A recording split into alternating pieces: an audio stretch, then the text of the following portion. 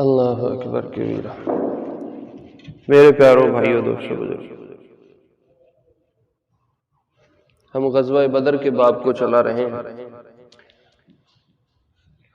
غزوہ بدر کو قرآن پاک میں ایک بہت بڑا حصہ ملا ہے، اور سیرت میں ایک بہت بڑا باب ہے جس کو غزوہ بدر سے موسوم کیا گیا ہے۔ غزوہ بدر کی ساری ترتیب اور کہانی وہ پچھلے ایک دو جمعوں سے میں عرض کر رہا ہوں۔ پچھلے جمعے ہم پہنچے تھے کہ قریش کے لوگ بدر کے میدان میں پہنچے، اور انہوں نے آ کے جو بہترین جگہ تھی اس پہ قبضہ کر لیا، اور جو پانی کا کنواں یا چشمہ تھا اس پہ قبضہ کر لیا، اور جو مضبوط زمین تھی اس پہ اپنے ڈیرے لگائے اور اپنے ٹھکانے کو اونچا رکھا۔ حضور علیہ السلام اپنے ساتھیوں کو لے کے جب بدر میں پہنچے ہیں تو آپ علیہ السلام کو حصے میں اپنے ساتھیوں کے ساتھ جو زمین آئی وہ ریتلی تھی، اس میں ریت نرم تھی، پاؤں رکھتے تھے تو وہ پاؤں اندر چلا جاتا تھا، جانوروں کے پاؤں اور کھر بھی ریت کے اندر اتر رہے تھے، بار بار دھنس رہے تھے، چلنے میں دشواری تھی اور تنگی ہو رہی تھی، اور بظاہر جتنے کامیابی کے اسباب تھے وہ قریش نے اپنے پاس رکھے۔ صحابہ اس بات سے تھوڑے پریشان ہوئے کہ ہمیں جگہ نیچے ملی ہے، اور جو ہمیں جگہ ملی ہے وہ ریتلی ہے، تو اس سے ہمیں مقابلہ کرنے میں دشواری ہو سکتی ہے۔ تو اللہ رب العزت نے فوراً یہ انتظام کیا کہ بارش برسائی۔ بدر کے میدان میں صحابہ کے پہنچنے کے بعد بارش ہوئی۔ اس بارش کے ہونے سے یہ فائدہ ہوا کہ جو نرم ریت تھی وہ پانی کے پڑنے سے سخت ہو گئی، اور جو پاؤں بار بار ریت کے اندر اتر رہے تھے اور دھنس رہے تھے وہ پاؤں پر جمنا شروع ہو گئے۔ ایک تو یہ فوراً اللہ نے بندوبست کیا۔ دوسرا یہ ہوا کہ صحابہ نے بارش کے اس پانی کو جانے نہیں دیا، فوراً چھوٹے چھوٹے سے حوض بنائے، چھوٹے چھوٹے گڑھے کھودے اور حوض بنائے، اور ان کو نالیوں سے ایک دوسرے سے جوڑ دیا۔ نتیجہ یہ نکلا کہ بارش برسنے کے بعد جتنا پانی تھا وہ ان حوضوں میں آ کے جمع ہو گیا، اور جو اوپر بارش ہوئی وہ پانی بھی سارا اتر کے ان کی جگہوں پہ آ گیا اور ان کے حوضوں میں آ کے اکٹھا ہو گیا، اور صحابہ کے پاس جانوروں کے پینے کے لیے اچھا پانی کا بندوبست ہو گیا۔ جانور اس سے اپنی پیاس بجھا لیں گے، اور ان کو جہاں جہاں پانی کی ضرورت ہوگی اس کو استعمال کر لیں گے۔ کفار نے جب آ کے بدر کے کنویں پہ یا چشمے پہ قبضہ کیا تو انہوں نے وہاں کسی اور کو پانی استعمال کرنے سے منع کر دیا کہ بھائی اس پانی کے قریب کوئی نہ آئے، اگر کوئی آئے گا تو اس کی گردن اڑا دو، مطلب مسلمانوں میں سے کوئی بھی اس پانی کو استعمال نہ کرے۔ آپ علیہ السلام تو رحمت دو عالم ہیں، رحمت للعالمین ہیں۔ آپ نے اپنے صحابہ سے فرمایا بھائی یہ حوض سب کے لیے عام کرو، سب کو اس کی اجازت ہے، جو یہاں سے پانی لینا چاہے اس کو پانی دے دو، جو اپنے جانور کو پلانا چاہے اس کے جانور کو پینے دو۔ آپ نے اس طرح حوضوں کو منع نہیں کرنا اور حوضوں کو روک کے نہیں رکھنا، پانی سب کے لیے ہے۔ آپ کے اس اعلان کے بعد یہ ہوا کہ بہت سارے کفار کے جانوروں نے آ کے ان کے چشموں سے، اور ان کے وہ جو چشمے کیا چھوٹے چھوٹے حوض تھے ان سے پانی استعمال کیا۔ اللہ اکبر۔ ایک تو فوراً یہ ہوا۔ اس کو اللہ رب العزت نے قرآن میں فرمایا ہے وَيُنَزِّلُ عَلَيْكُم مِّنَ السَّمَاءِ مَاءً، بدر میں اللہ نے تمہارے لیے آسمان سے پانی کو اتارا تھا، لِيُطَهِّرَكُم بِهِ، تاکہ تمہارے دلوں کو اللہ ہر طرح کے شک سے کیا کر دے، پاک کر دے، اس کو طہارت دے دے۔ وَيُذْهِبَ عَنْكُمْ رِجْزَ الشَّيْطَانِ، اور شیطان کی طرف سے کوئی شک شبے والی جو میل بیچ میں آ رہی ہے وہ بھی اللہ دھو کے اس بارش کے ذریعے صاف کر دے۔ وَلِيَرْبِطَ بِهِ عَلَى قُلُوبِكُمْ، اور تمہارے دلوں کو بھی اللہ مضبوط کر دے۔ تم ڈرے بیٹھے تھے کہ پتہ نہیں اب کیا ہوگا، زمین نرم ہے، ہمارے پاؤں اندر دھنس رہے ہیں، نہ جانے کیا صورت پیش آئے گی، تو اللہ فرماتے ہیں میں نے فوراً مدد کا یہ بندوبست کیا کہ تمہارے لیے آسمان سے پانی برسایا اور جس سے تمہارے پینے کا بھی بندوبست ہو گیا اور تمہاری زمین بھی مضبوط ہو گئی۔ تو یوں فوراً اللہ کی طرف سے یہ امدادی ایک صورت سامنے آئی۔ شام ہوئی تو حضرت علی رضی اللہ عنہ کو اور زبیر بن عوام رضی اللہ عنہ کو اور مقداد بن اسود رضی اللہ عنہ، یا مقداد نہیں ہے تو سعد بن ابی وقاص رضی اللہ عنہ، یہ تین صحابہ کا نام آتا ہے، اور کچھ اور نوجوان آپ نے بلائے اور بلا کے ان سے ارشاد فرمایا ذرا نکلو، تھوڑا چکر کاٹ کے آؤ، دیکھ کے آؤ، اصل تو ہم ابو سفیان کے قافلے کو پکڑنے آئے تھے، ہم تو لڑائی لڑنے نہیں آئے تھے، پتہ کرو اگر ابو سفیان کا قافلہ کہیں قریب ہے تو ہمیں تو ادھر جانا ہے، ہمیں ان سے جنگ تو نہیں کرنی۔ تو حضرت علی اور زبیر بن عوام اور سعد بن ابی وقاص رضی اللہ عنہ یہ نکلے، چکر کاٹتے کاٹتے ان کے ہاتھ دو غلام لگ گئے۔ یہ جو دو غلام تھے حضرت علی یہ سمجھے کہ یہ دونوں غلام ابو سفیان کے قافلے کے، جو قافلہ تجارت والا تھا اور سامان لے کے جا رہا تھا۔ حضرت علی نے ان سے پوچھا تم کون ہو؟ کہا جی ہم دو غلام ہیں، اپنی قوم کے پانی کے لیے نکلے ہوئے ہیں۔ حضرت علی نے ان کو پکڑ لیا، کہا آ جاؤ، لے کے آئے آپ علیہ السلام کے پاس۔ آپ نماز پڑھ رہے تھے تو حضرت علی اور زبیر نے کہا بتاؤ بھائی، سچ سچ بتاؤ تم ابو سفیان کے لوگ ہو یا قریش کے لوگ؟ قریش بدر میں آئے بیٹھے ہیں، ابو سفیان قافلہ لے کے جا چکے ہیں۔ ان کا اندازہ تھا یہ ابو سفیان والے ہیں۔ انہوں نے کہا ہم ابو سفیان کے قافلے کو نہیں جانتے، ہم تو یہ جو لشکر آیا بیٹھا ہے ابو جہل کا، ہم تو اس میں سے ہیں اور ہم اپنی قوم کے لیے پانی ڈھونڈنے نکلے ہوئے۔ حضرت علی کو اور زبیر رضی اللہ عنہ کو ان پہ یقین نہیں آیا، تو حضرت علی نے دو چار لگائیں کہ یہ کوئی صحیح بات بتائیں گے، چونکہ ان کا اندازہ یہی تھا کہ ابو سفیان کے لوگ۔ جب دو چار انہوں نے کھائیں تو وہ پریشر میں آ گئے، خوف زدہ ہو گئے، انہوں نے کہا ہاں جی ہم ابو سفیان کے لوگ ہیں۔ بیان بدل دیا کہ ہم قریش کے نہیں، ہم تو ابو سفیان کے ساتھی ہیں۔ تو اب انہوں نے مارنا چھوڑ دیا اور بٹھا لیا کہ آپ علیہ السلام کی نماز پوری ہو تو ہم آپ کے حوالے کریں، آپ اس کے بارے میں جو فیصلہ کریں۔ آپ علیہ السلام نماز سے فارغ ہوئے تو آپ نے ارشاد فرمایا ارے خدا کے بندو، جب یہ سچ بول رہے تھے تو تم نے مانا نہیں، جب جھوٹ بول رہے ہیں تو تم مان کے بیٹھ گئے۔ پھر آپ نے فرمایا کہ یہ دونوں لوگ قریش کے ہیں، ابو سفیان کے نہیں ہیں۔ تو صحابہ اس پہ بڑے حیران ہوئے کہ آپ کو کیسے اندازہ ہو گیا۔ تو آپ نے ان دونوں غلاموں سے پوچھا بتاؤ بھائی قریش میں سے ہو؟ انہوں نے کہا بالکل جی ہم قریش کے ساتھ آئے ہیں۔ قوم کہاں ہے؟ انہوں نے کہا جی یہ جو سامنے ٹیلہ ہے اس طرف آپ بیٹھے ہوئے تھے اپنے ساتھیوں کے ساتھ میدان بدر میں، اور ٹیلے کے دوسری طرف، ٹیلہ ذرا اونچا ہوتا ہے پرلی طرف نظر نہیں آتا، کہا دوسری طرف ہماری قوم بیٹھی ہے آ کے اور ہم آپ سے لڑائی کرنے آئے ہیں۔ آپ نے فرمایا کتنے لوگ ہو؟ وہ کہنے لگے جی ہم بہت بڑی تعداد میں ہیں، ہمیں شمار نہیں ہے اور ہمیں تعداد اور عدد پتہ نہیں ہے کتنے، لیکن ہم بہت بڑی جماعت میں آئے ہیں، ہمارا بہت بڑا لشکر آیا۔ آپ نے ان کو کہا کچھ اندازہ بتاؤ۔ انہوں نے کہا جی ہم حساب نہیں جانتے، ہم حساب نہیں جانتے۔ آپ نے فرمایا اچھا مجھے یہ بتاؤ روزانہ کھانے کے لیے کتنے اونٹ ذبح ہوتے ہیں؟ دیکھو آپ کی سوچ دیکھو کتنی دور سے جا کے ان کو گھیر لیا۔ آپ نے فرمایا بتاؤ روزانہ کتنے اونٹ ذبح ہوتے ہیں؟ انہوں نے کہا صبح میں 10 ہوتے ہیں، رات میں 9 ہوتے ہیں۔ رات میں قدرے لوگ کم کھاتے ہیں، دن میں ذرا اچھی طرح کھاتے ہیں، سارا دن کام کرنا۔ تو آپ نے فرمایا یہ تعداد 900 سے 1000 کے درمیان ہے، اور بالکل 1000 کی تعداد تھی۔ ان کی اس بیان سے آپ نے یہ بات نکال لی کہ 900 سے 1000 کے درمیان افراد۔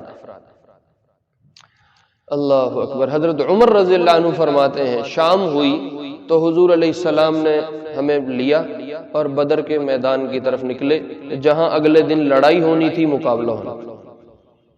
آپ وہاں نکل کے گئے اور آپ جگہ جگہ رک کے ارشاد فرماتے تھے ھذا مصرع فلان، ھذا مصرع فلان، ھذا مصرع فلان، چلتے چلتے کسی جگہ کی طرف اشارہ فرماتے تھے اور کہتے تھے کل اس جگہ فلاں سردار مارا جائے گا، کل اس جگہ فلاں سردار مارا جائے گا، کل اس جگہ فلاں سردار مارا جائے گا، اور سرداروں کے نام بھی بتاتے تھے کہ اس جگہ یہ فلاں قتل ہوگا، اس جگہ فلاں قتل ہوگا، اس جگہ فلاں قتل ہوگا، سرداروں کے نام لیے جتنے وہ قریش کے بڑے بڑے آئے ہوئے تھے، تو ان کے قتل گاہوں کی اور ان کی وہ نشاندہی کی کہ یہاں یہاں یہ فلاں فلاں مارا جائے گا۔ حضرت عمر رضی اللہ عنہ فرماتے ہیں اس ذات کی قسم جس نے محمد صلی اللہ علیہ وسلم کو حق دے کے بھیجا ہے، اگلے دن وہ سردار جن کی حضور نے ہمیں رات خبر دی تھی کہ فلاں جگہ فلاں بندہ مارا جائے گا، اس جگہ سے ایک بالشت بھی آگے اور پیچھے نہیں، بالکل عین اس جگہ میں وہ بندہ مارا گیا، عین اس جگہ میں جہاں آپ نے ایک دن پہلے اطلاع دی تھی، اس جگہ پہ اس بندے کا قتل ہوا۔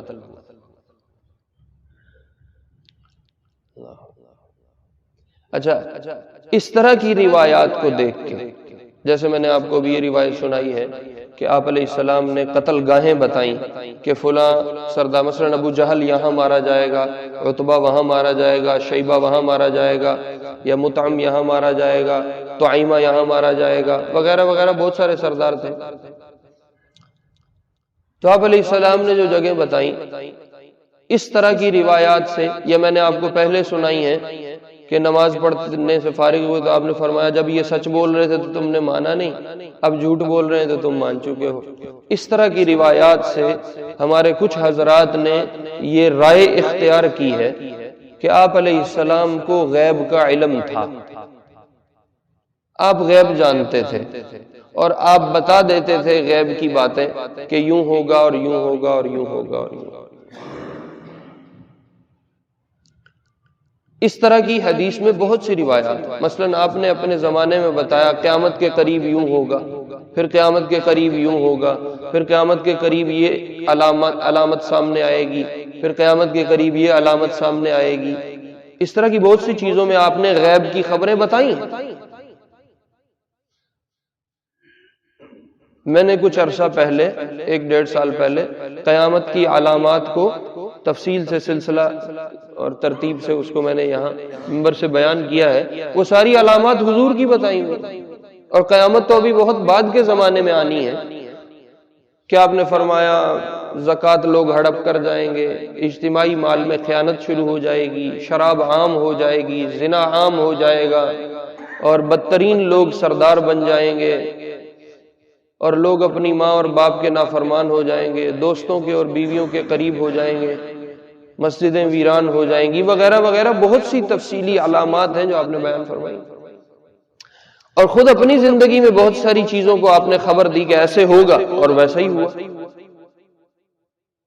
آپ نے بتایا کہ جی فلاں دن قافلہ مکے پہنچے گا، وہ معراج سے واپسی میں نے ذکر کیا تھا کہ فلاں دن قافلہ مکے پہنچے گا، اسی دن پہنچا۔ تو اس طرح بہت سی خبریں آپ نے غیب کی دی ہیں، جس سے بعض لوگوں نے یہ رائے اختیار کی ہے کہ آپ غیب کا علم رکھتے تھے اور غیب کو آپ جانتے تھے۔ بعض حضرات کی رائے ہے، اور دوسری طرف بعض حضرات کے سامنے ایسی روایات ہیں، ایسے قصے ہیں، ایسی احادیث ہیں جن میں آپ کو غیب کا بالکل پتہ ہی نہیں چلا۔ مثال کے طور پہ یہی جو میں نے ابھی آپ کو سنایا کہ آپ نے لشکر کی تعداد پوچھی کتنی ہے، اگر آپ پہلے سے جانتے ہیں تو آپ کو پوچھنے کی ضرورت ہی نہیں تھی، آپ تو جانتے ہیں کہ تعداد اتنی ہے۔ اگر غیب کا علم حضور علیہ السلام کے پاس ہے، جن حضرات کی رائے ہے کہ علم ہے، ان کو اگر سامنے رکھا جائے تو یہاں آپ علیہ السلام کا یہ سوال بنتا ہی نہیں ہے کہ وہ تعداد میں کتنے ہیں، یہ تو پہلے سے معلوم ہے۔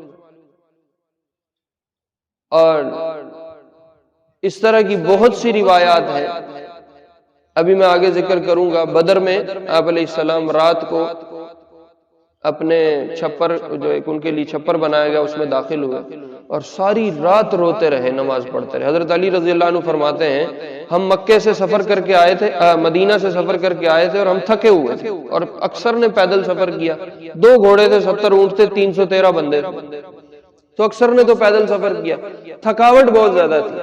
حضرت علی رضی اللہ عنہ کی روایت ہے کہ ہم میں سے ایک بندہ بھی رات کو جاگنے والا نہیں تھا، ہم ساری قوم سو گئے تھے سوائے حضور علیہ السلام کی ذات کے، کہ آپ پوری رات مصلی پہ کھڑے رہے اور دعا میں، آہوزاری میں، گریہ میں لگے رہے اور اللہ سے مانگتے رہے، اللہم ان تہلک ہذہ العصابۃ لن تعبد، اگر یا اللہ تو نے اس جماعت کو ہلاک کر دیا تو پھر زمانے میں کوئی تیری عبادت نہیں کرے گا۔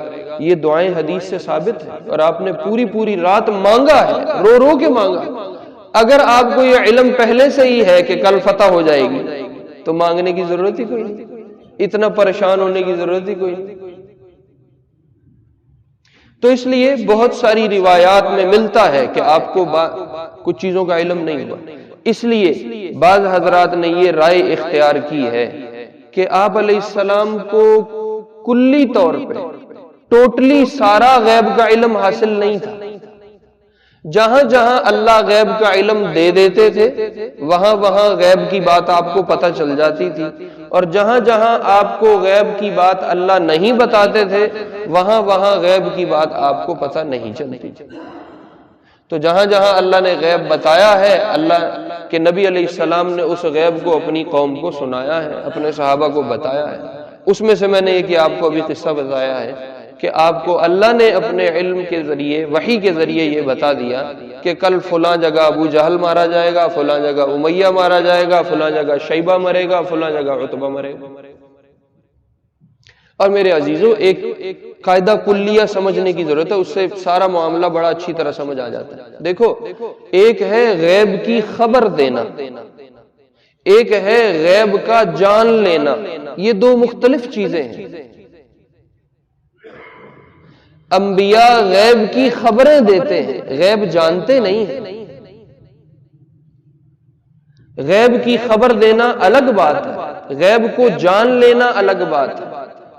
جن حضرات نے کہا ہے کہ نبی کے پاس غیب کا علم نہیں ہوتا، وہ یہ فرماتے ہیں کہ غیب کا علم صرف اللہ کے پاس ہے، اللہ کی ذات عالم الغیب ہے۔ اب اگر نبیوں کو بھی علم غیب پکڑا دیا جائے تو یہ تو اللہ کا شریک بن جائے گا کہ اللہ کو بھی غیب کا علم ہے اور کسی اور بندے کو بھی غیب کا علم ہے، تو یہ دو پاورز اکٹھی ہو جائیں گی۔ ایسا نہیں ہے، اللہ عالم الغیب ضرور ہے، نبی عالم الغیب نہیں ہے، نبی نبی الغیب ہے۔ نبی کہتے ہیں خبر دینے والے، تو نبی عالم الغیب نہیں ہے، لیکن نبی نبی الغیب ہے کہ وہ غیب کی خبریں پہنچاتا ہے۔ خبریں پہنچانے میں اور علم کو خود جان لینے میں بہت فرق ہے۔ بہرحال یہ ایک بیچ میں مسئلہ ہے، دو طرح کے علماء ہیں، دو طرح کی رائے ہے، مسلمانوں کا دو طرح کا طبقہ ہے، امت مسلمہ کا ایک کی ایک رائے ہے، دوسرے کی دوسری رائے ہے۔ جو حضرات یہ رائے رکھتے ہیں کہ اللہ کے نبی کو غیب کا علم تھا، ان کے سامنے بہت ساری حدیث کی روایات ہیں، وہ بے بنیاد لوگ نہیں ہیں، وہ کسی بنیاد پہ کھڑے ہیں، ہوائی بات نہیں وہ کرتے، ان کے پاس بھی علمی دلائل ہیں۔ اور بہت سارے علماء اور ائمہ اور امت کا ایک بہت بڑا طبقہ اس بات پہ کھڑا ہے کہ آپ علیہ السلام کو اللہ اپنے علم سے وحی کے ذریعے بات پہنچا دیتے تھے، ورنہ آپ کو کلی علم غیب کا نہیں ہوتا تھا، اور کسی نبی کو بھی یہ نہیں ہوتا تھا۔ یہ بھی کسی بنیاد پہ کھڑے ہیں، ان کے پاس بھی بہت سی روایات ہیں، احادیث ہیں، واقعات ہیں، لہٰذا یہ دو طرح کا طبقہ ہے، ایک ایک رائے رکھتا ہے، دوسرا دوسری رائے رکھتا ہے۔ ہم سب کو ان کے اپنی اپنی رائے کا احترام کرنے کی ضرورت ہے۔ یہ ایک بیچ میں بات تھی، اس کو میں ذکر کر دیا۔ تو حضرت عمر فرماتے ہیں آپ نے ہمیں اس شام میں قتل گاہیں مختلف دکھائیں۔ سعد بن معاذ رضی اللہ عنہ انصار کے سردار ہیں، مدینہ کی طرف سے جو لوگ آئے تھے ان کے یہ بڑے تھے، سعد بن معاذ رضی اللہ عنہ۔ انہوں نے آپ علیہ السلام سے فرمایا، یا رسول اللہ، میری ایک رائے ہے، اگر آپ اسے مان لیں۔ رائے یہ ہے کہ آپ کے لیے ایک کسی اونچی جگہ پہ چھپر بنا دیا جائے جہاں سے آپ میدان جنگ کی نگرانی فرمائیں اور آپ بذات خود جنگ میں شریک نہ ہوں۔ ہم اس چھپر کو تیار کرتے ہیں، آپ وہاں اس کے اندر تشریف رکھیں اور ہم آپ کی سواریوں کو اس چھپر کے قریب پہنچا دیتے ہیں۔ اگر اللہ نے ہمیں فتح دے دی اور اللہ نے ہمیں عزت دے دی اور اللہ نے ہمیں غلبہ دے دیا تو پھر تو مسئلہ ہی حل ہو گیا، پھر تو پریشانی کی بات نہیں ہے۔ اور اگر خدا نہ خواستہ ہمیں شکست ہوگی اور اگر ہمارا جھنڈا نیچا ہو گیا اور ہمیں غلبہ نہ مل سکا تو پھر آپ انہی سواریوں پہ سوار ہو کے مدینہ واپس چلے جانا، وہاں ایک پوری جماعت موجود ہے ہماری طرح کی۔ اگر ہم نہ رہے اور ہم آپ کا دفاع کرتے ہوئے شہید ہو گئے تو مدینہ میں ایک بہت بڑی جماعت ہمارے ساتھیوں کی موجود ہے، وہ آپ کا ساتھ دے گی، وہ آپ کے ساتھ مل کے انہی دشمنوں کو دوبارہ کل مار سکے گی، آپ ان کا دوبارہ مقابلہ کر سکیں گے۔ اور اگر خدا نہ خواستہ آپ خود شریک ہو گئے اور ہمیں شکست ہو گئی تو یہ نقصان ناقابل تلافی ہوگا، اس کی پھر دوبارہ تلافی نہیں ہو سکتی۔ آپ علیہ السلام کو ان کی یہ رائے پسند آئی۔ آپ نے فرمایا اچھا بھائی تمہیں اجازت ہے، تم میرے لیے ایک چھپر تیار کر دو۔ عربی میں چھپر کو عریش کہتے ہیں۔ عریش، عرش ہوتا ہے نا چھت، اللہ کا عرش ہے، رب ذوالجلال کا عرش ہے، تو وہ چھت عربی میں اس کو عرش اور عریش کہتے ہیں۔ تو آپ کے لیے کھجوروں کے پتوں سے، چھال سے ایک چھوٹا سا چھپر بنایا گیا کہ آپ علیہ السلام اس میں تشریف رکھیں گے، اور وہ میدان جنگ میں ذرا اونچی جگہ پہ بنایا گیا جہاں سے پورا میدان جنگ نظر آتا ہے۔ تو آپ علیہ السلام شام کے وقت اس چھپر میں تشریف لے گئے۔ جہاں یہ چھپر بنایا گیا تھا جس کو عریش میں نے بتایا ہے، بالکل عین اسی جگہ میں آج بدر کے میدان میں انہوں نے مسجد العریش بنائی۔ سعودی حکومت نے وہاں ایک مسجد تعمیر کی ہے اور اس کا نام انہوں نے رکھا ہے مسجد العریش، کہ یہ وہ جگہ ہے جہاں بدر کے میدان میں آپ کے لیے ٹھکانہ بنایا گیا تھا اور آپ نے یہاں قیام فرمایا تھا۔ آپ علیہ السلام اس چھپر میں تشریف لے گئے، ساتھ حضرت ابو بکر رضی اللہ عنہ اندر تشریف لے کے گئے، اور باہر سعد بن معاذ رضی اللہ عنہ تلوار لے کے پہرے پہ کھڑے ہوئے، اور حضرت علی رضی اللہ عنہ فرماتے ہیں پوری رات حضور علیہ السلام کے رونے کی دھونے کی آوازیں آتی رہیں، اور آپ ساری رات گریہ فرماتے رہے اور اللہ سے اس بات کو مانگتے رہے کہ یا اللہ کل اس قوم کو فتح دینا۔ یہ کہنے میں تھوڑے ہیں لیکن اگر یہ قوم چلی گئی تو زمانے میں کوئی تیری عبادت کرنے والا نہیں پیدا ہو سکے گا۔ میں نے ان کو یقین دلایا ہے کہ تیری نصرت ہمارے ساتھ ہے، تیری مدد ہمارے ساتھ ہے، اس لیے اب جو میں نے ان کو یقین دلایا ہے اس کو ضائع نہ ہونے دینا۔ یہ آپ ساری رات مصلی پہ مانگتے رہے۔ صبح کے وقت آپ علیہ السلام نے آواز لگائی، عباد اللہ الصلاۃ، اللہ کے بندو اٹھو نماز کے لیے آ جاؤ۔ تو حضرت علی فرماتے ہیں ہم سب نماز کے لیے جمع ہو گئے، ایک درخت کے سائے میں آپ نے کھڑے ہو کے امامت فرمائی اور صحابہ نے پیچھے نماز پڑھی، اور نماز کے بعد آپ نے ایک خطبہ ارشاد فرمایا، اور اس میں اللہ کے راستے میں اپنی جانیں لگانا، اپنے مال لگانا، گرم جوشی سے دشمن کا مقابلہ کرنا، ثابت قدمی سے کھڑے ہونا، اس پہ آپ نے ایک لمبا خطبہ ارشاد فرمایا اور صحابہ کو اس پہ تیار کیا کہ اللہ کی راہ میں نکلنا ہے اور دشمن کا مقابلہ کرنا ہے اور اپنی جانوں کی بازی لگانی ہے، اور اللہ اس پہ یہ دے گا، اللہ اس پہ یہ دے گا، اللہ اس پہ یہ دے گا۔ صبح پھر صفیں لگ گئیں، کچھ وقت کے بعد کچھ وقفہ ہوا، اس کے بعد صفیں لگ گئی، دشمن نے بھی صفیں بنا لی اور صحابہ نے بھی صفیں بنا لی۔ آپ علیہ السلام نکلے اور صفوں کو درست فرما رہے تھے، صفوں کو سیدھا کر رہے تھے۔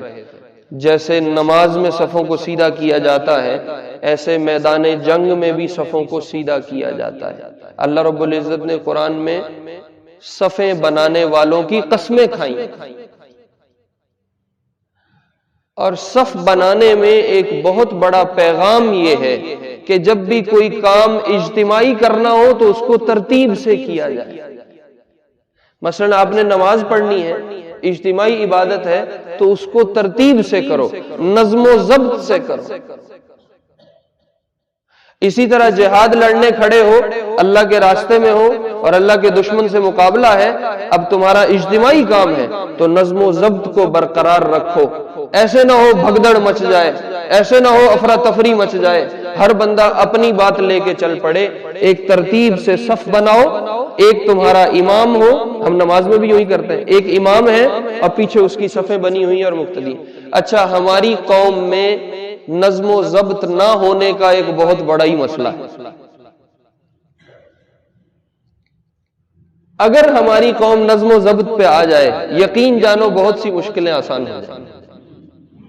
اور ہم وہ لوگ ہیں جن کو نظم و ضبط بنانے کی ترغیب اللہ نے قرآن میں قسمیں کھا کے دی، ترتیب کا اور نظام کا پورا اسلوب اور پورا اصول دیا۔ والصافات صفا، قسم ہے ان کی جو صفیں بناتے ہیں۔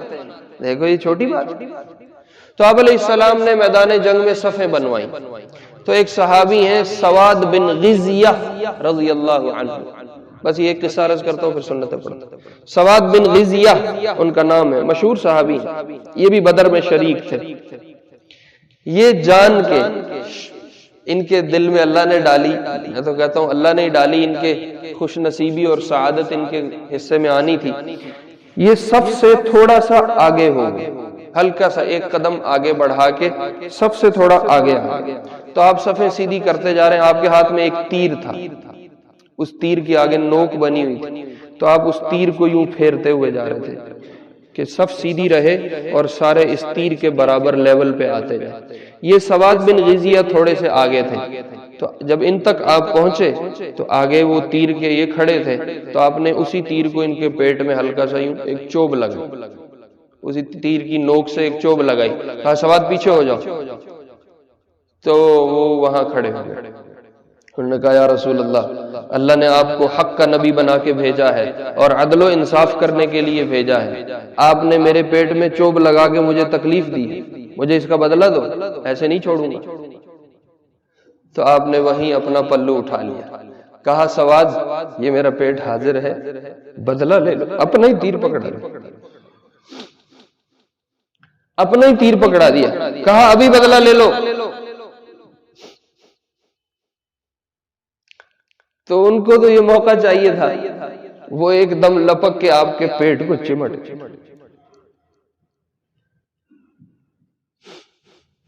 اور آپ کے پیٹ کو بوسہ دینے لگے، اور کہا یا رسول اللہ پتہ نہیں ہم نے زندہ رہنا ہے یا نہیں،